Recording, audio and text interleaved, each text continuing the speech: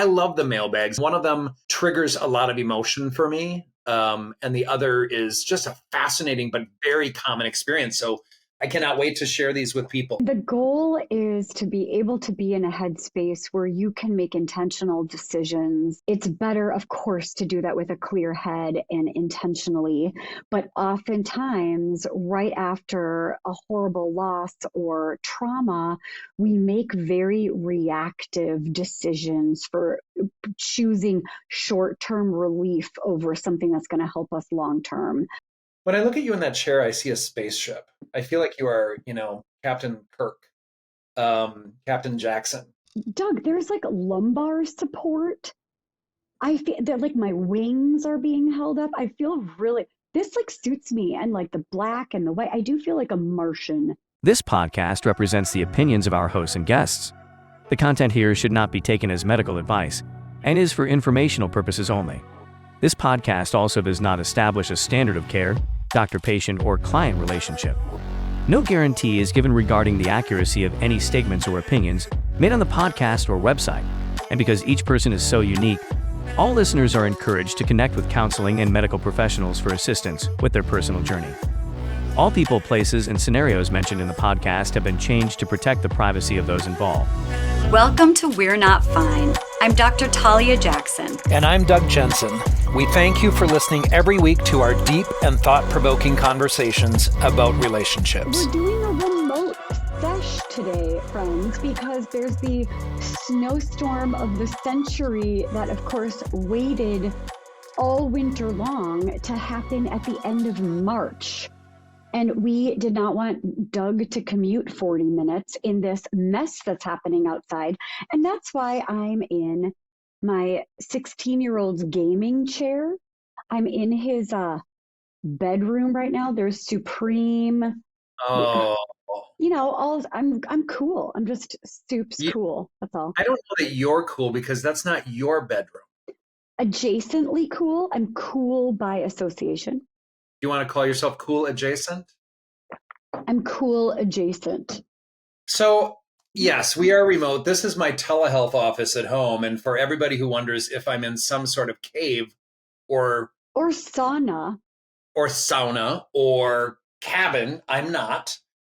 This is regretfully a plastic fake thing, but I like how it makes my skin look.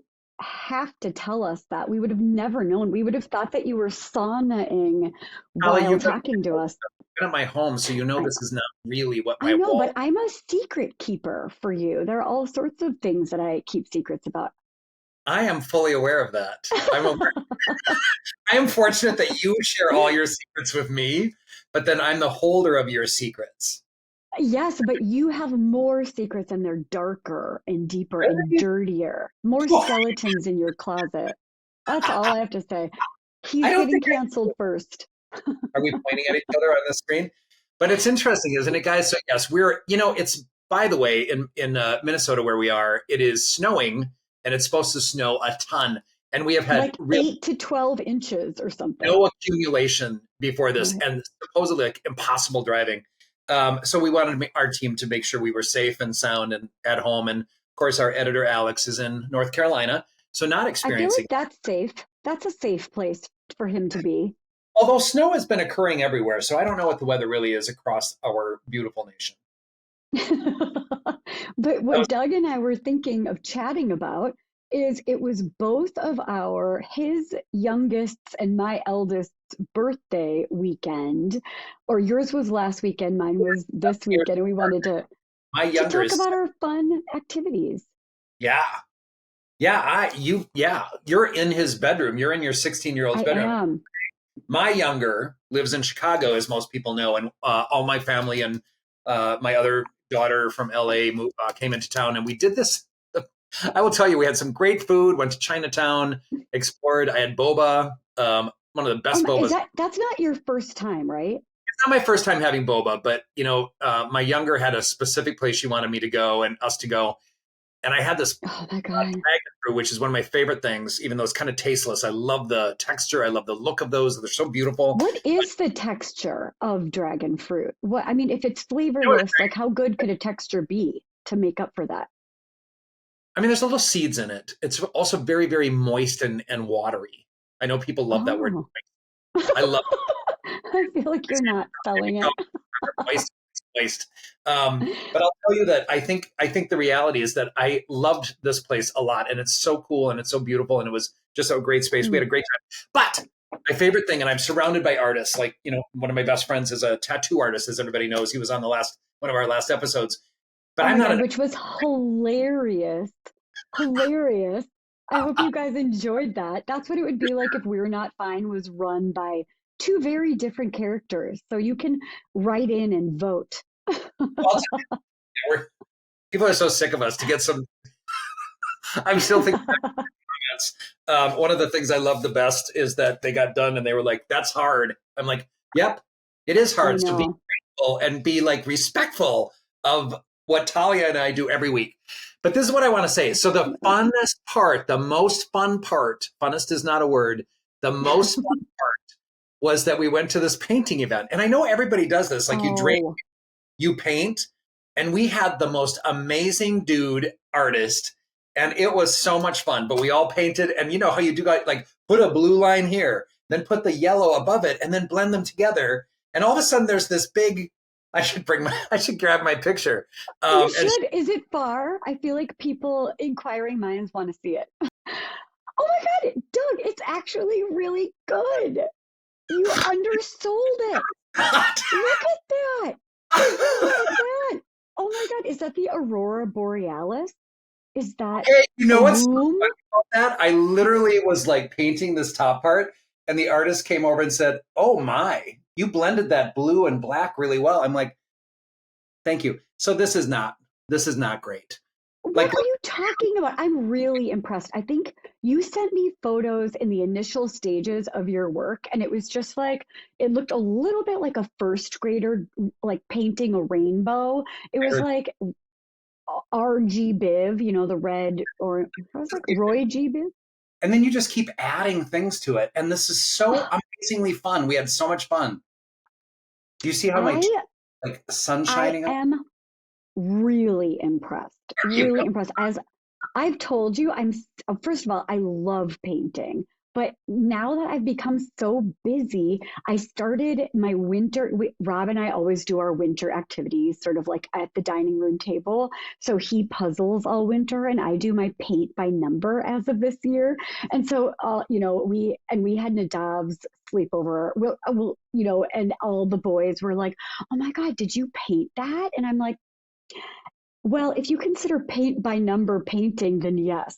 I'll tell you the great thing is we literally, like, everybody came up with something good. Of course, the artists in my family, kids, both of my children have amazing talent in terms of drawing and art, and they had really so creative geniuses, both of them.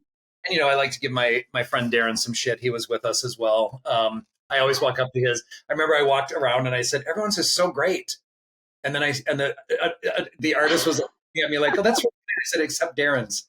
And then he's like, "Wow." So yeah, is that when you took the picture of him? Because you know how much I love Darren's grumpy cat face.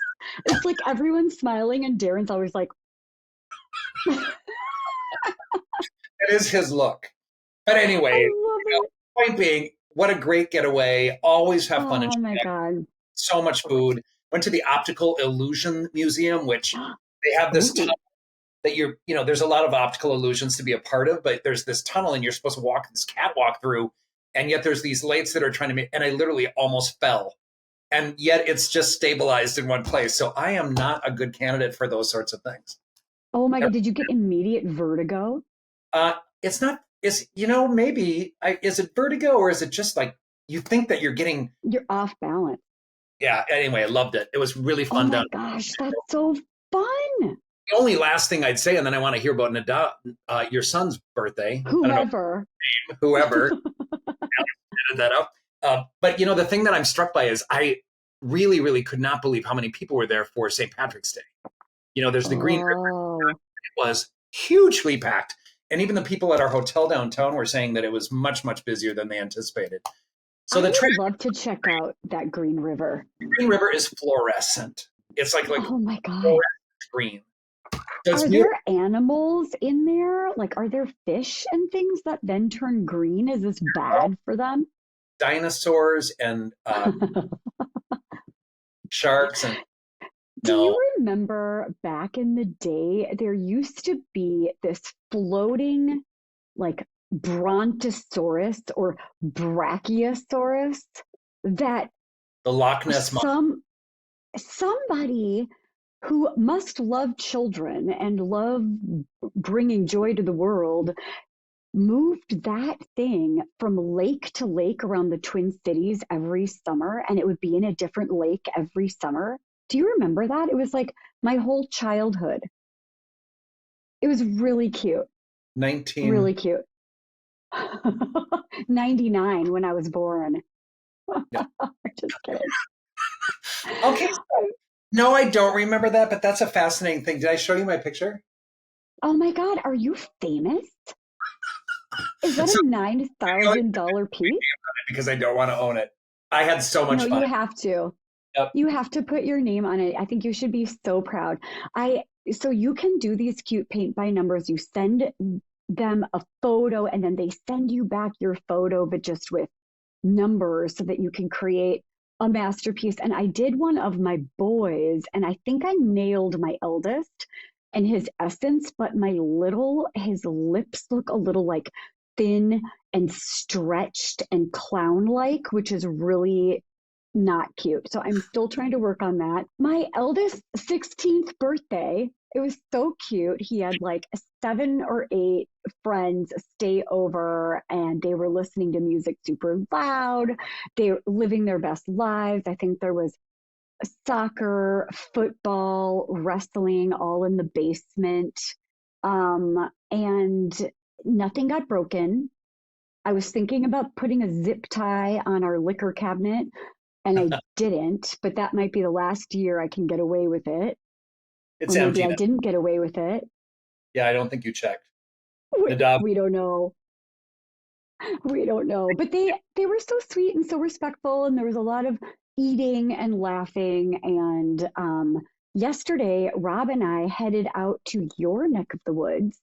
We got a U-Haul and we picked up a Facebook Marketplace 12-foot long fishing boat for our eldest 16th birthday. Because, I think if you guys have been listening to us for a while, you remember that he's obsessed with fishing. And last summer, we had to take him to the ER with like a 3-prong fishing hook in his shin. But all the photos are like thumbs up and like, woohoo.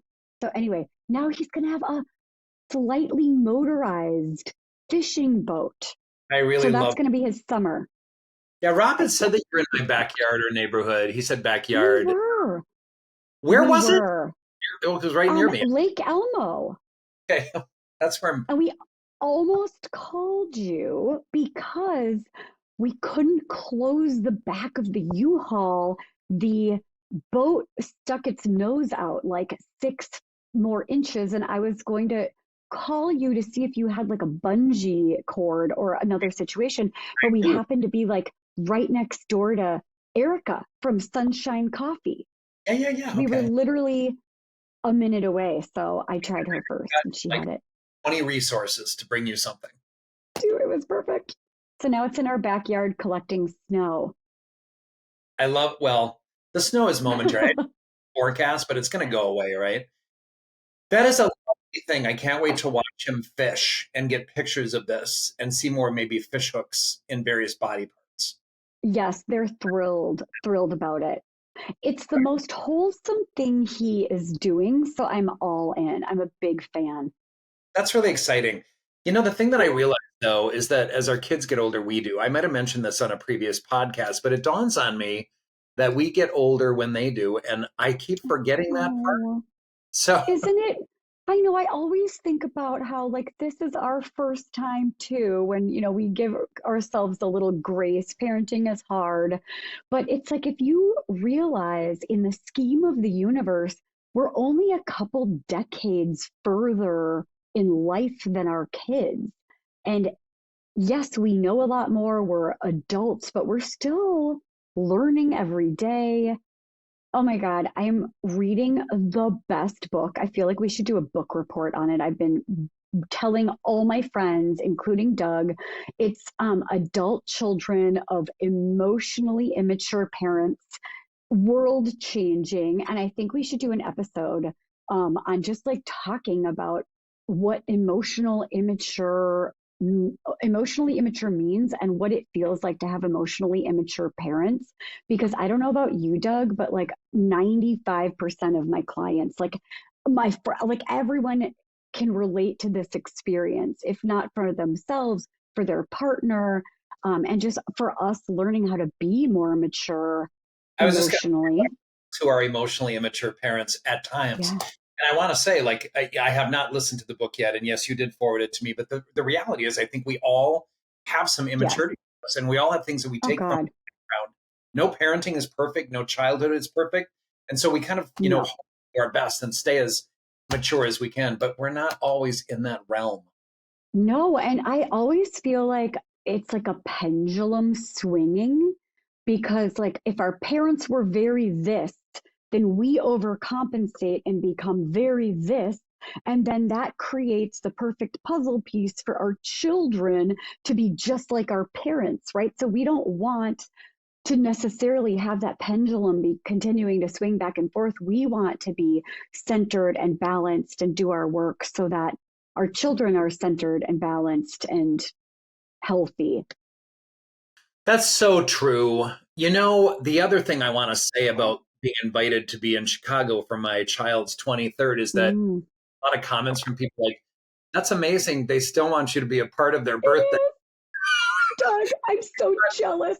Could it be my credit card that actually makes that case? But I also Well, oh my God. Well, you know what? Take it because so take it. uh, I'll take for it as a for win. for our little 16th birthday over here, we are so used to having this tradition of going to Benihana. Do you know that? Yeah. The Japanese place where they make all the stuff right in front of you and they chop it and they throw it, and it's like this experience. And we take all of his friends. And I was like, okay, are we going to do that again? And he was like,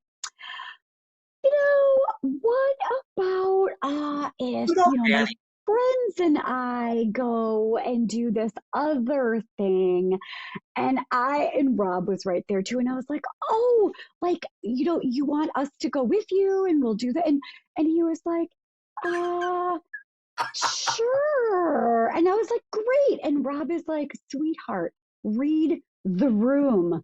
He wants to go with his friends. And I'm like, I couldn't fathom it. I'm like, but we're so fun it's and over. we have so much fun. It's And of over. course, So 16 take is it. driver's license. Then So forget it. We'll then never it's see over. them again. It's over. I was like, Birthday what? You don't weekend want to hang? elsewhere. Oh my God, they don't want to hang out with the elders? It's so sad. Yeah, so they lived their best life But without me. we are so lucky and grateful to have our kids, right?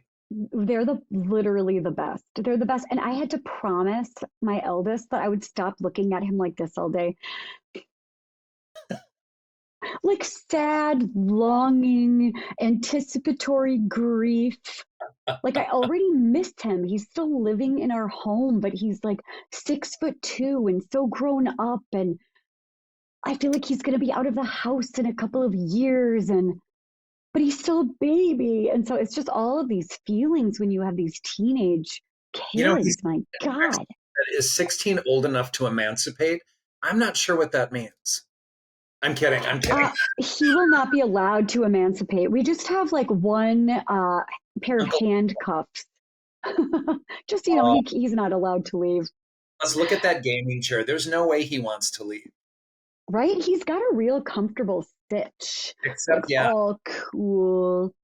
you think Sometimes I Sitch, bring him food in his gaming chair. when you use the word Sitch, do you think that's going to like make him want to hang out with you more? Because it's not. There are so many things I say that I think just increase my cool ability, but I will Or, say or have him roll his eyes. it's all combined in the same way that he appreciates me with his eyes rolling in the back of his head. But I feel very lucky that he's never been the kid to be like super embarrassed by me. Like our little one is really sort of embarrassed by having parents sometimes. Like we aren't allowed to hug him in public or even talk to him in public sometimes. But our eldest has never been like that. I feel like he's always been really kind of proud of us and laughs at us with his friends. And I don't know, it's a different vibe. So the thing that I'm struck by in all of this is I think we're very grateful. I think it's very normal for kids to roll their eyes. Your son is very kind to try to say, yeah, you can come with. I'm glad the voice of reason and saying, I know. your denial. Rob was like, no, he's saying no. I'm like, but his eyes are saying yes. And And I'm then going he was like, to, no. I'm going to tell you that it gets so hard. That first one leaving, ooh, that was a tough one. Oh, That God.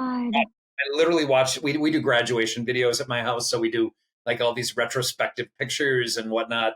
Oh, I cute. I died looking at it. I cried all the time as I was like preparing to have it be shown at the graduation party. And then the I second know one, it's really, no, go you ahead. go. I was just gonna say the second one was interesting because it's really empty then. Like I had 12 years apart with my kids, and so I had Yes. a moment of like I still have one at home. I still get to do this. And of course, my younger is the hockey player, so I was, met a ton of my amazing, amazing lifelong friends from that experience in Stillwater. But I also will say that, and it was funny because for my younger's graduation party, my older, who is in the film industry, was able to make that video in like, I love that.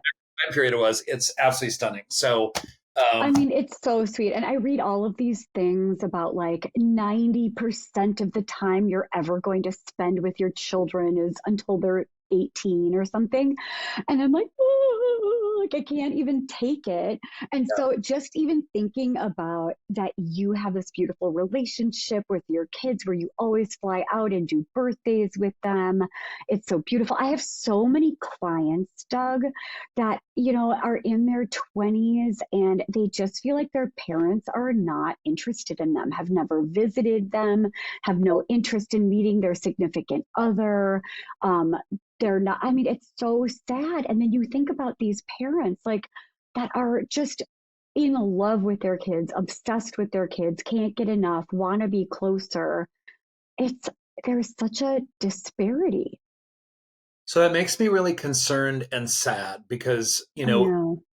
yeah, there's so many things about like kids who never really end needing their parents to be loving and kind and attentive and affirming. Um, I will say that I think both of my kids get their fill of me.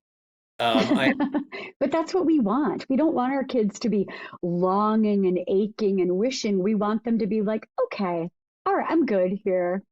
yeah, there's Evolution. visible when they're like, I need everyone to leave this apartment and go somewhere else. And I'm just a lot, as you can imagine, being my child. Yeah, I you have are a lot. You have my mom vibes. We talk about that a lot, right? It's like 8 vibes. yes on the Enneagram. Yeah. But as there's so many ways to describe who we are. But yes, I'm a loud person that likes to engage with people all over the place. You really do, which is one of your most delightful qualities as well. And Doug, I will say you are our number one marketing There's only 2 of them. platform. I will say that everywhere I have gone, I probably have 2 or so more people. I got my tattoo, and of course, one of those beautiful people. If you are So listening, cute. I can't wait to see you again. I'm getting like, I have like probably 4 more episodes to my tattoo that my amazingly talented buddy Josh is doing. But I'll tell you, I Poseidopus is work in progress. cannot wait. Like I'll have 2 sleeves. I'll wear a t-shirt again at some point. You can see both.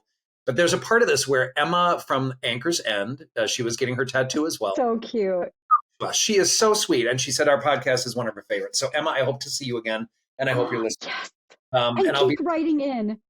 keep writing in. We love every single comment, everyone that has left a review for us, everyone that has left a comment, everyone engaging with our social medias and our website. We like cherish. We are wanting. Yeah, Wait, what? One of my poolside buddies from Key West wrote to us as well. It's, well, was that the contact form that was like, Urgle, burgle, burgle, and then you were like, we're drunk? Or maybe that wasn't him. Maybe that was like a Russian spy bot or something. But yes, we live for the interaction and the feedback. And if anyone has ideas of new episode topics, amazing guests, or if you want to write in, I know this is usually what we say at the end, but please do it. We want this to feel collaborative and create your own adventure. And well, and we're so here for that. And we love mailbags. We love people asking us questions. One of the things that we really have talked a lot about, Talia, is that we like being surprised by them too. Like, we do know what we're reading today because we're remote and we want to make sure we have the same agenda ready. We don't usually do it this way. You usually, frankly, get things pulled together and then show me at the time of the episode. You're welcome. Yeah, you're welcome. Thank you. But you're also spending 45 minutes driving every time too. So it feels like a fair exchange of labor. And I'm hopeful that, I have contributed by finding our amazing editor, Alex. And hopefully now it looks like a social media person might be coming our way. Oh my God, please, Lord. The only thing missing in our beautiful podcasting experience is we want to like get out there and find people who are going to love us, because we don't know how to market, because we're really good therapists and we're not really good marketers. And so you guys spreading the word and sending whatever episode speaks to you to a friend, an enemy, whatever it is. But we're also hoping to get an awesome social media person on board to help put us out there into the world.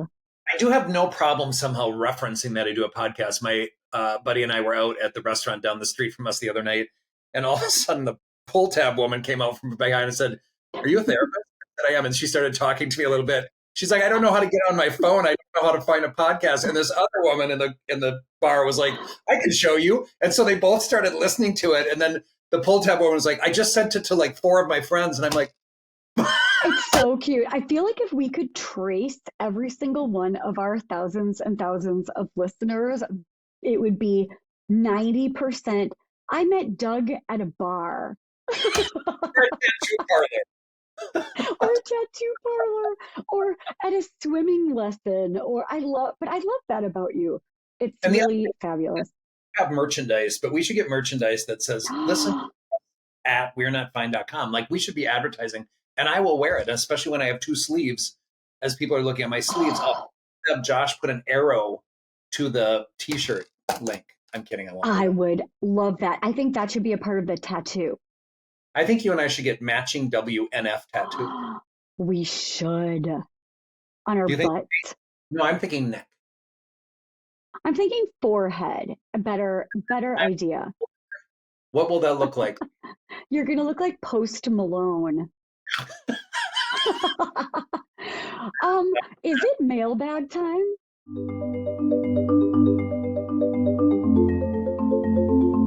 So one of the things we love about mailbags, like, I love this kind of like not theme necessarily. I love the mailbags. Yeah. I think they're really good. And I love the kind of, I called them chaos podcasting last time, I think. I just love that we kind of don't have a theme. But yes, I think we should do mailbags. And I love these. One of them triggers a lot of emotion for me. And the other is just a fascinating but very common experience. So I cannot wait to share these with people. So do you want to read the first one? Yes, I think they're very relatable. And yes, we love it when people write in. And if someone is having an experience, with Doug and I having been in private practice for so long, we know that there are very relatable themes. And even if this isn't your exact scenario, we know you are going to relate to both of these. Okay, first one. My wife's sister tried sleeping with me 1 month after my wife passed away, and I hate how I reacted. My wife passed away 1 month ago. It's been incredibly painful and hard for me and our kids. My wife's sister has been our biggest support system throughout this, and just last night, she tried sleeping with me. I hate that I almost did it. It felt like I would have cheated on my wife, not to mention the damage that would come if I actually did it. It feels like I got over my wife so soon, even though I haven't at all. Sex is an intimate thing. And here I was considering doing it with the last person who I should never have even thought about. I'm disappointed in myself, but also her comfort brought me here, if I'm being honest. I'm confused. My heart. Yeah, this is the one that really kind of pulls on my heartstrings because I really want to reach out to this person and hopefully he's listening as we review his mailbag. But I want to normalize almost everything about this Right. experience. While you and this sister-in-law are both grieving a substantial loss, I don't have an age in terms of what's going on, but I'm very curious about that because age might play a factor in this. Like, are you at a time in your life where you might want to resume another relationship? But I think before that, I mean, the immediacy here is that you both have very complex grief, very intense grief, and it's normal to rely on comfort. It's normal to rely on a distraction. It's normal to maybe seek something that seems familiar, which is, someone who is related to your wife. And so oftentimes I don't think, siblings are that far off from the people we're with. So I want to just say, of course you want comfort. Of course, sex, intimacy might be this nice distraction and comforting experience for you at this time. So please don't be hard on yourself about this. And I want to say I'm also sorry for your loss because that's a pretty substantial piece. So all of that said, I might go a little bit deeper with this as well. I might say, so it is an interesting thing that, I'm not hearing that you are pursuing her. I am hearing though that the, close proximity, etc., she is pursuing you. I have questions literally if you were in my office, I would ask, has there been any contact made before? Has there been any interest shown before? Is this really a possibility that there might be something that comes of this at some point? Not the right time, I would say, but has there been this indicated interest before? I do question and wonder about your sister-in-law's motivation for wanting to sleep with you, because it doesn't feel right. But again, why would it not be something that's somewhat normal given the proximity and the comfort and the circumstances and the intensity and what would feel good amidst a very, very painful experience? So the question is, what is this sister-in-law's motivation as well? I doubt very much she's trying to compete with her sister. I don't think she's trying to take her place. She might also have this very, very legitimate kind of effort to give you some comfort at this time and make sure that you're cared for in this way. But one of the things that's missing in all of this is that I don't know what the communication has been. Like, has this person said, Mm. both grieving right now, I just want you to know that I'm available if you would like some comfort, some intimacy, some nurturing, some human touch. So if they had talked about it, I would still say, while it seems to most people just really off and how awful is that and how disrespectful, you are not cheating on your wife. Regretfully, she is no longer with you in body. And so there is no cheating, except that it is very normal as well. Like, I have a lot of people who have lost their spouses and to go out dating for the first time is really, really rough. Like, you do feel like you're betraying or you're cheating or you're not doing the right thing, but that's just that lack of familiarity that you don't have anymore to date someone. It's hard to go Mm. there. It's hard to start over. Even people who are divorced, I think, even though that's a thoughtful decision and oftentimes best for them, oftentimes people have this sense of I don't know how to do this. This feels like I'm betraying somebody or I'm not supposed to do this somehow. So don't be hard on yourself is what I would tell this guy. Grief comes in a variety of packages. It can be very complicated. We all grieve in different ways, and there's nothing wrong with having an impulse to have some comfort.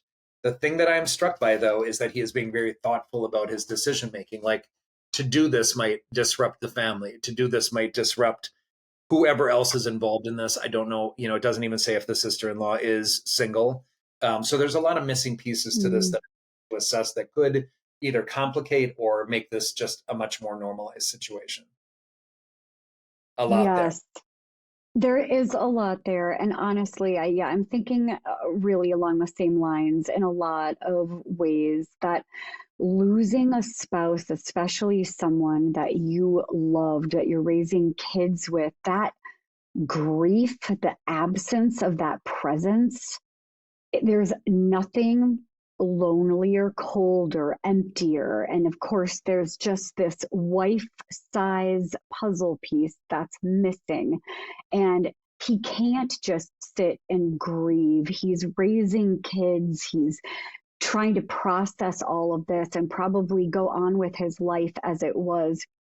Absolutely, there's aching and loneliness and a desire for comfort and distraction. And of course, the sister who's been the greatest source of comfort and support, who may look like his wife, who may sound like her. It's like, of course, there are so many pieces about that make sense, that she would be the one that would feel like she's able to fill that void. And they probably both remind each other of the sister, of the wife. And she loves him. Maybe she loves the kids. He loves her. It feels like family. Maybe no one else understands what they're going through except for the two of them.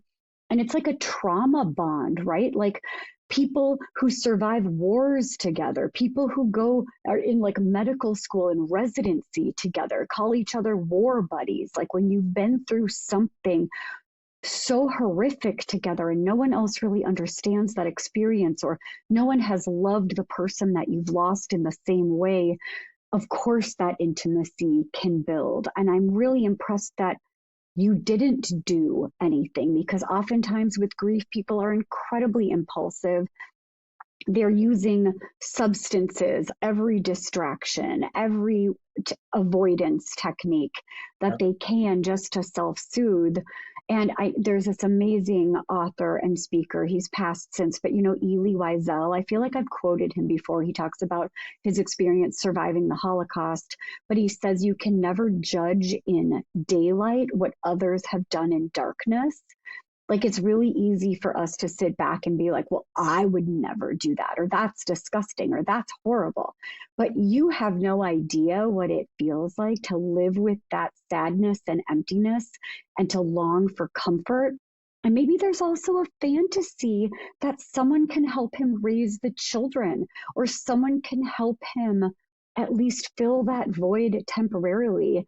People will talk about grief, that you should never make any big decisions in the first 6 months after a horrible loss, because grief affects our decision making. It affects us mentally, emotionally, physically.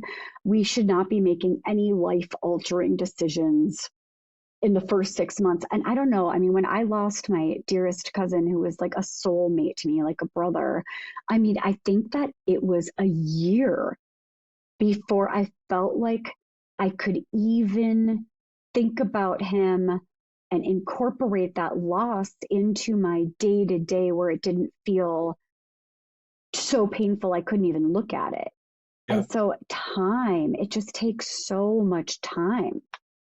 What you're really referring to, Talia, in many ways, is this whole reality that I think we have grief occur in different ways. And, I like the void, and I like the reality that a lot of times we choose things like substances or whatever distraction we can. And the word familiarity kind of hits me as well. Yeah. In this. When we think about familiarity, we think about familia and family, and, the roots of that word. And that familiarity is going to absolutely, soothe both of them in some ways. And I'm so glad you have each other. But the biggest piece of everything you said, and I can't stress it enough, and I always think about my friend Kelly Grosslag's the national grief expert and workshop provider, and book writer and author. She's always talking about how different grief is, how complicated grief can be. I spoke at a workshop with her as the guest speaker on estrangement grief a few weeks ago.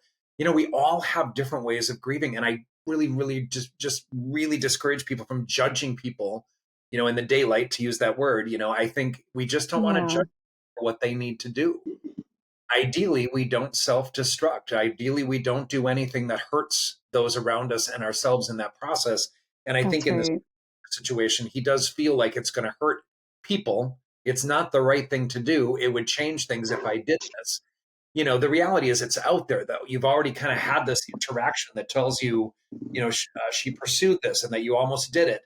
I think you need to be gentle with yourself again. I think you need to give yourself some grace around your grief. At this point, it sounds like you made the decision not to sleep with her for the right reasons.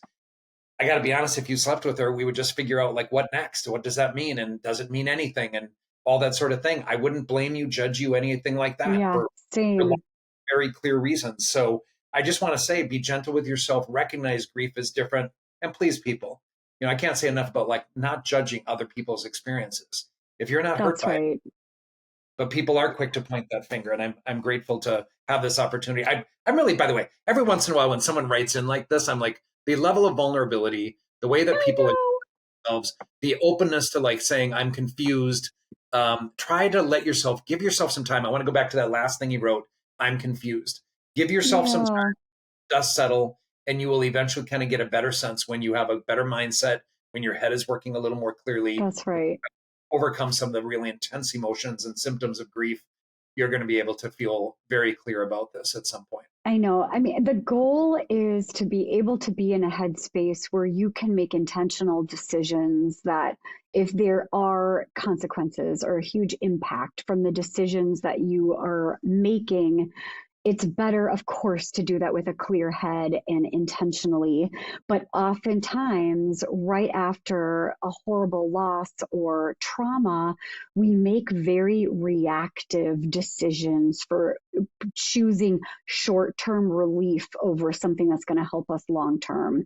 And so, better, easier said than done, right? I mean, like, people self-soothe in all sorts of self-destructive ways after grief and loss and trauma, and no one would judge you.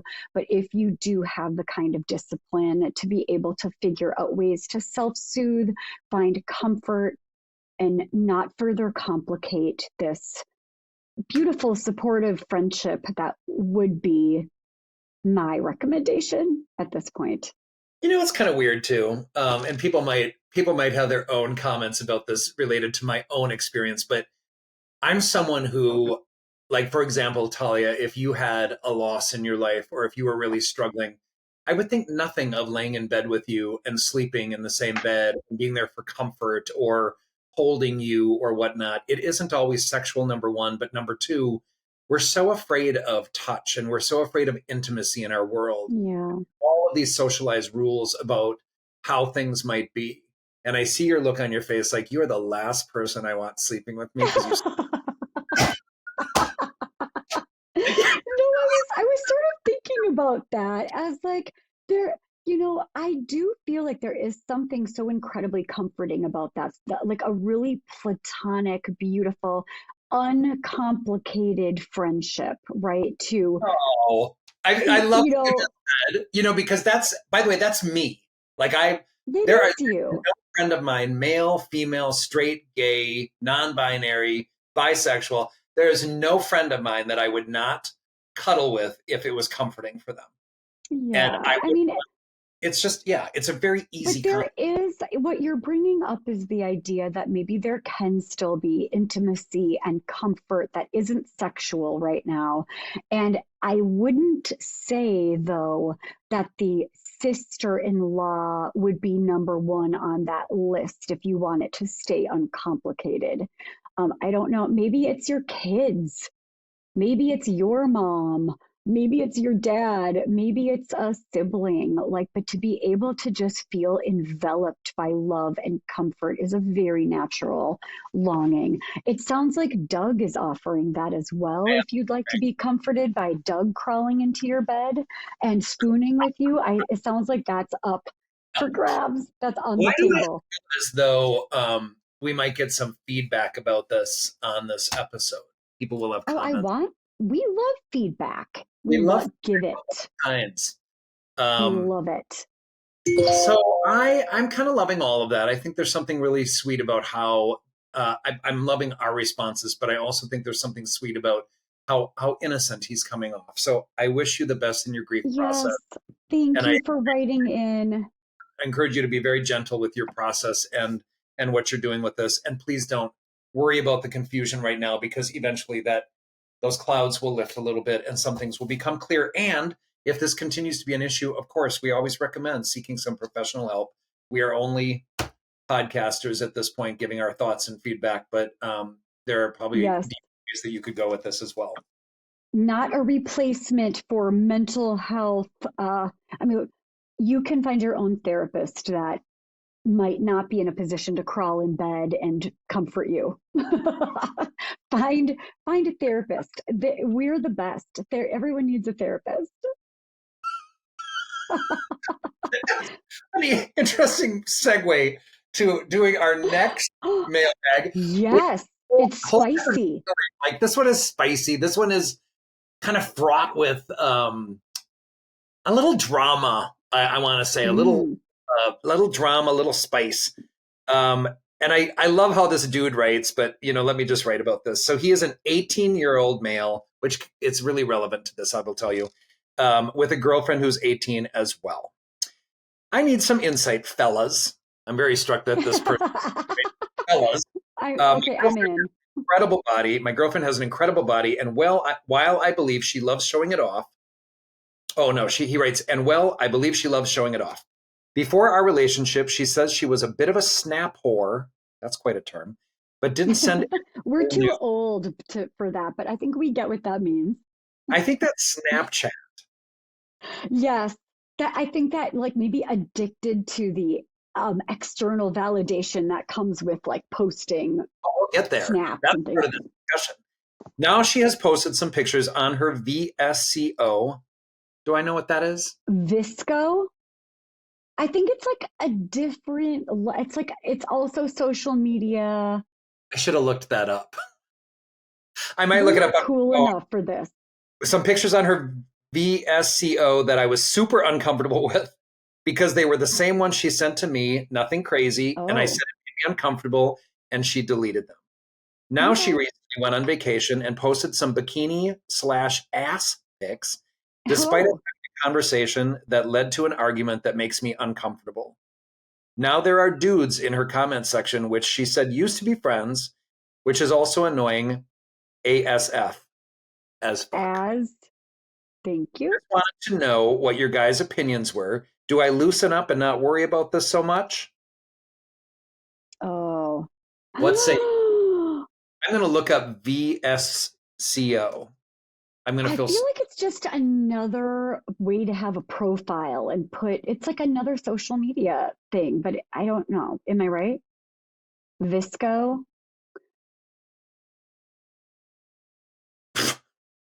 What are you finding? Visco is a popular image editing and sharing app for mobile devices. There you like go. Other sharing apps like Instagram, Visco provides editing features and filters, allows people to share their pictures with other members on the platform. So it's just another platform. Mm-hmm. Okay. What say you? Mixed feelings about all of it, right? One is this her brand? Is this who she is? Is she an influencer? Is she doing this as a part of her career? Is she growing in a direction where this is who she wants to be and she feels good about this and it's becoming a part of her brand, her personality, her calling, whatever it is? Like, is she feeling good about this direction? Because if so, you're going to have to make peace with this is who she's growing into. And that might need to be a conversation. You don't want to be the person who's policing how she presents herself online. And I would also say that maybe it depends on how she's interacting with the people that are responding and reacting to her, because there are a lot of celebrities who will put themselves out there. Maybe they are spicier, like a little bit of sex appeal or a little like whatever that is, but they're not interacting with their followers in a way that would ever give someone hope, or they're not creating intimacy. They're not responding. They're not presenting themselves in the world as someone who is not happily coupled. Because I think there's a big difference between people who are in a committed relationship and they walk around in the world as someone who's happily coupled. Do you know what I mean, Doug? It's like you can tell when someone's walking out there in the world, the way that they present themselves, if they're talking about their partner, if they're posting pictures with their partner, if they, mention their partner here and there, or if they're not, that feels like an intentional move to make it seem like they're single, on the prowl, open, like their neon sign, their vibes, their neon sign is flashing open. There's a back door kind Are of you talking to open me? for the. Look, if you look at Doug right now, he's got a neon sign of just like, I'm open for biz, like HMU, hit me up. And so if there's something about the way that this lady, this young woman is presenting herself that feels like she's interacting with her followers and loving the reactions and inviting some conversation and intimacy and never posting anything with the two of you, like if her brand is very sexy and single, I think that's worth a conversation. Yes. What do you think about that? Well, I don't particularly think that's probably what's happening. I don't think she's saying, I am not available when she's like, posting her butt pictures. Here is the thing, and I'm just going to be like an old person right now and suggest I don't do social media much. I was asked to do some platform for this podcast when we started. I picked Instagram. I sometimes call it Instacart by mistake because I order a lot of groceries from there. It is not a mistake. You're being cute and cheeky now, and I know it. I'm being open. Here's the thing that I don't know social media well, and I don't understand what it would take for me to like want, because it feels a little thirsty. Like this whole experience. Yeah, it does. It does feel thirsty. It feels thirsty. Like you're looking for attention. You're looking for people to like what you're doing. And at the same time, if you have a great body and you've worked on it and you're proud of yourself, and you feel comfortable with the comments you're going to get or the feedback you're going to get, I say, why not? Now, so that's one part of it, is like taking a look at the base root of what social media is.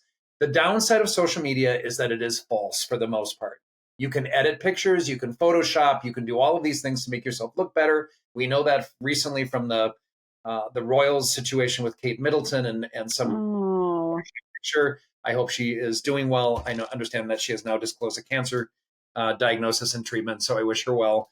But so I think the reality is social media looks the way that it presents, and very few people are on Facebook or Snapchat or Instagram doing things that are actually like honest on those ranges of emotions and life experiences we have. So I think social media, by and large, I remember some research I read years ago that really suggested that after all of these years of having these social media platforms, people are feeling worse about themselves overall, whether false images of themselves and false experiences. I just listened to a Dateline episode on a social media person who was abusing her kids, but she was coming off as Woman of the Year, Mother of the Year. Oh my God. I know, because people are just posting their like top 1 second of joy that's really like contrived. Cookies I made. Well, none of us make cookies every day for the most part, unless we're a baker. So I think social media, or I would look at the basis of it. It feels a little attention seeking. It feels thirsty. We want to present as if we're like having a great time. I have friends who are like, they'll be at events and their friends will be like, let's all do this at the same time. And I'm like, ugh, it feels very superficial to most of us.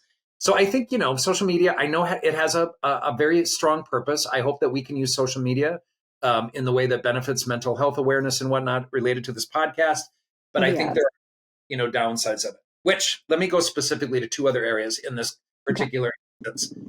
I would say that the basis of your question is that you have had some communication about this.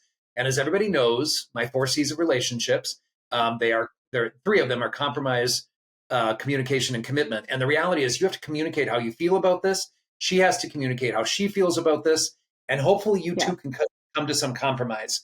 What I'm hearing is that you had got to some agreement and that you had agreed on something to get to that like contract phase where you have kind of a game plan, like she's not going to post these pictures, or she's not going to do this on this Instagram or VSCO, Visco.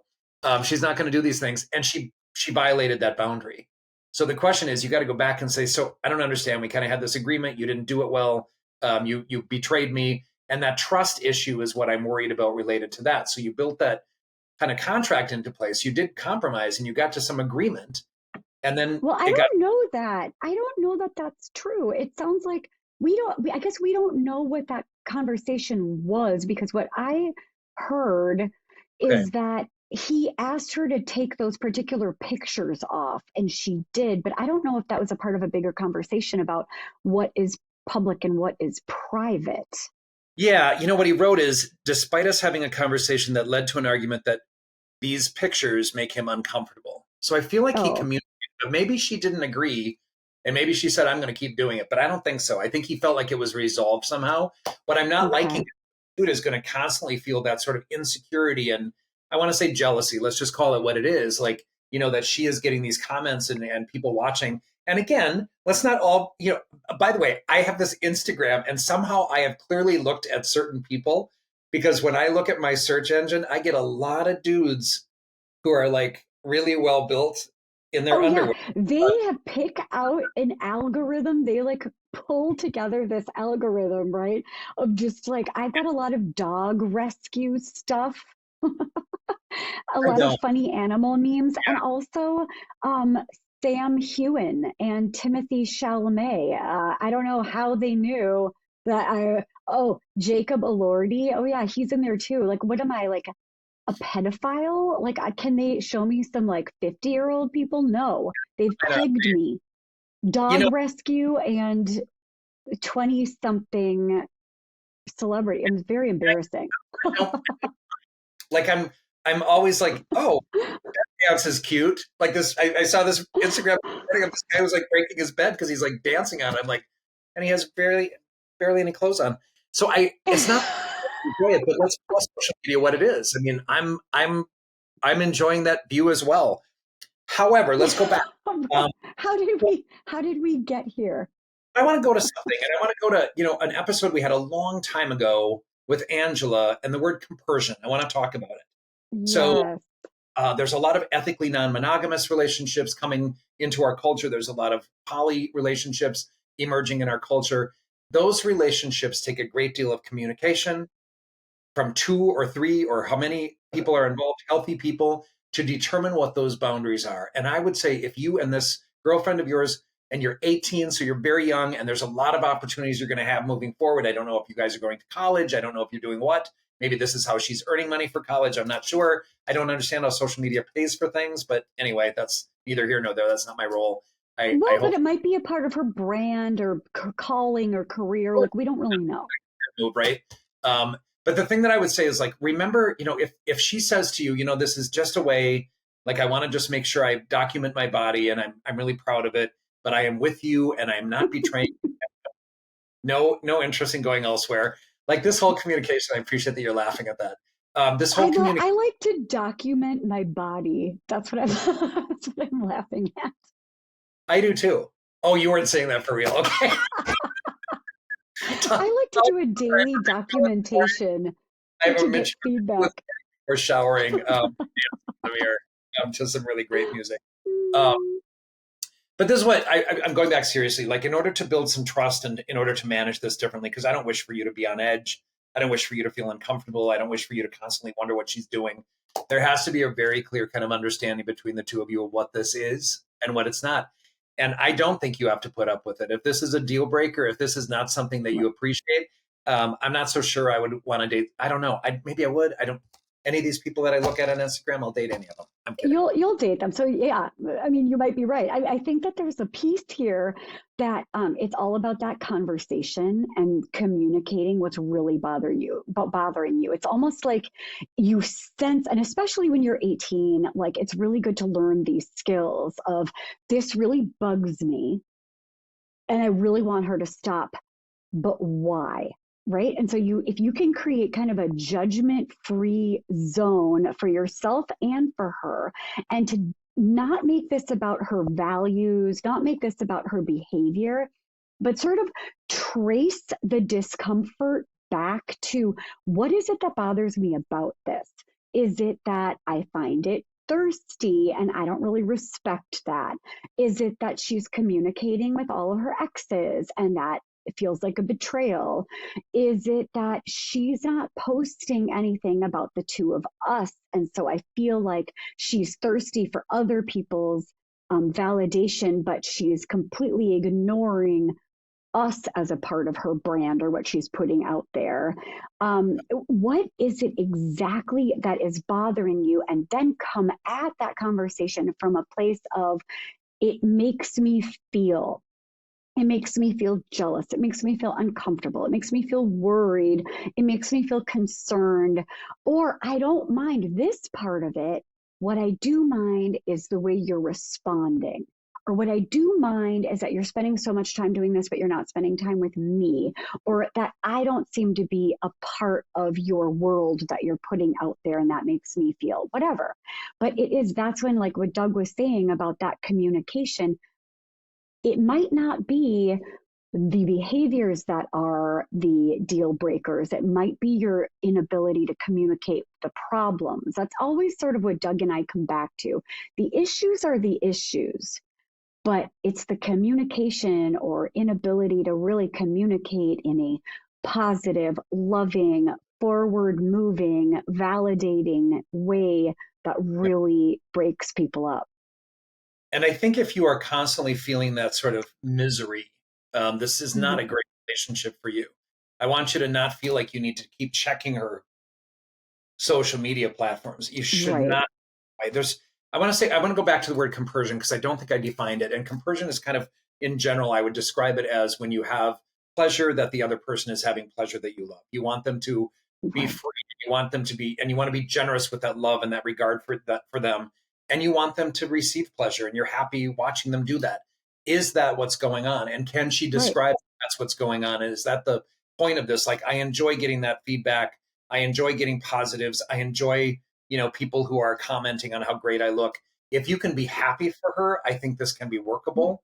If you can't, I think it might be a deal breaker. I want to go one more place with it. The question would be if you were to do the same thing, right? If you were to be on Instagram, on some of those feeds that somehow come across my Instagram feed. Maybe he's on it right now and you don't know it. Anyway, or the one there. Anyway, I could go on and on. So I think there's some that, if you were to tell her, like, would it be okay for you if I showed myself in a thong and, these women were going after me and making comments, how would that feel? You have to even that up as well and make sure that she understands what you're experiencing. And oftentimes presenting it that way, that's not a revenge thing. It's not a passive aggressive thing. It's saying, how would that feel for you, to try to get her to understand how it feels for you. So I think creating a little empathy around, like, just like put your partner's shoes on for a moment. Yeah. When I look at you in that chair, I see a spaceship. I feel like you are, Captain Kirk, Captain Jackson. So that's right. It's actually. I think aware. Go ahead, Doug. There's like lumbar support. I feel that like my wings are being held up. I feel really. This like suits me, and like the black and the white. I do feel like a Martian.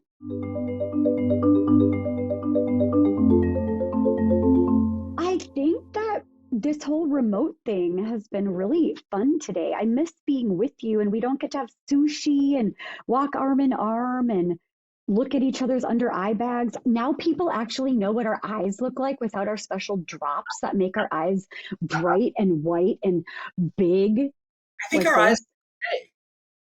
This is what we look like normally. You do look like a Martian now.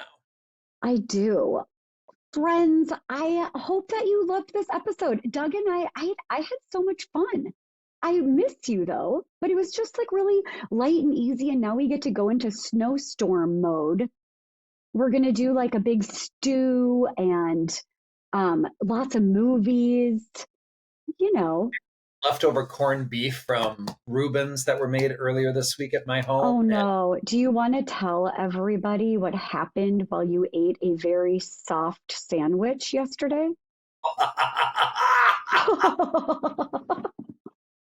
I went out to the hot tub, had a couple gin and tonics, and I was like, I don't want to cook. So I ordered food. I ordered a very soft sandwich. It was so good. And all of a sudden there was this really big like bite that was like hard. And I'm like, oh my God, is there a bone in this? Is there, because there was steak in it. And it was my tooth. So God. my tooth came apart, and I'm grateful that these porcelain veneers at the front of my mouth are not the ones impacted. Yeah, a piece of my. I'm happy for you. I have a crown that came apart. So it just ripped off a part of it. So I'm kind of curious what my dentist will do. Like, she may not need to do the whole thing over, because then I crunching on this thing. And the thing about mouths that is so interesting to me is that any little foreign thing that changes inside of your mouth, like I had to relearn how to talk when I got my porcelain veneers, because Oh my God, isn't that crazy? it's really crazy. But the thing about it, that tooth, I was like, why am I crunching on? So I take the food out, I spit it out on a plate, and I'm like pushing it to, just thinking, I'm going to call this place and let them know I got a bone. And I'm like, oh, it's my tooth. Oh my God, that just sucks. It just sucks. I can't believe you chipped your tooth on like pastrami. It's really sad. It's a sad state of affairs. And by the way, amazing sandwich. Like, I was just like, it had this garlic aioli in it, and it was steak, and it was mayo, and it was lettuce, and it was this really great bun, even though I shouldn't eat it because it's gluten. I swear it was something. So yeah, I've got Wow, that's something. It was a memorable experience. A memorable experience. I have my tooth in a bag waiting for my dentist. Oh, I thought you were waiting for the tooth fairy. No? I am the tooth fairy at my house. I am the tooth fairy too. I mean, it's so cute. That was a very honorable role. Friends, we love you. Thank you for listening. If you want to find us on social media, it's on Instagram, it's We're Not Fine Pod. I'm Dr. Talia Jackson. Douglas L. Jensen with an E-N. What else? YouTube. You have to find us on YouTube because we're cute and funnier on YouTube than we are just on voice. I think so. And we like talk with our hands, and we point at each other, and we like do interesting things. We didn't coordinate our outfits today. I don't even know what it would be like. I don't listen to this podcast of ours because it's okay. That's just rude. That is just rude. So you're advertising us, but you don't actually listen.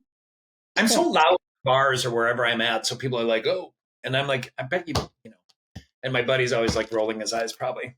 Anyway, but yeah, I love when people I meet out, whether it's at the pool in Key West, whether it's at the tattoo parlor, or whether it's at the bar on Thursday, I think it was. I'm just so delighted. Please let us know you're watching. Please say hi. Yes, we're notfine.com. And we do have the merch on there too, which Supak said she doesn't love the merch. I actually love the merch. She said that it runs small. And so if you are going to get something, get it bigger, but we're also looking at different potential vendors. Different things. And for our live events, we're going to be hopefully having some merchandise there too, adding some mugs. Yes. And we're going to some of our favorite things. So people have responded well to, the Jimmy Goat episode. So we might have a little Jimmy Goat reference, but we also Tell Me More is a thing that I say in therapy. People are liking that as well. So we might be doing some gimmick t-shirts. Wait, what if we ask our beloved viewers and listeners if you have any cute logos or taglines or anything that you think would be funny on a t-shirt or a beanie or a mug? Let us know, because we are not just a therapy podcast. I mean, we're funny. Admit it. All right, Doug, we're not fine, but at least you have all your teeth. I do. Oh, I'm done with Invisalign. Can you tell? I still look a little snaggly, but this is as good as it's going to get. All right, people, expect less. Lower your bar. All right. Love you guys. See you guys next week. Thank you for listening. Bye.